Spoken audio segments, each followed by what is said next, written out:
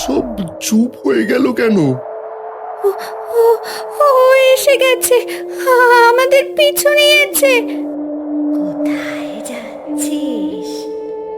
নতুন শাড়ি, লাল রং, আমারও তো পরার স্বাদ ছিল।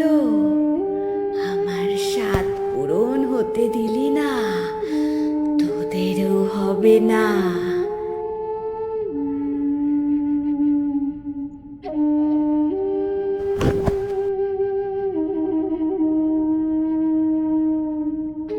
পারুল পালা, ওটার দিকে তাকাস না, পালা।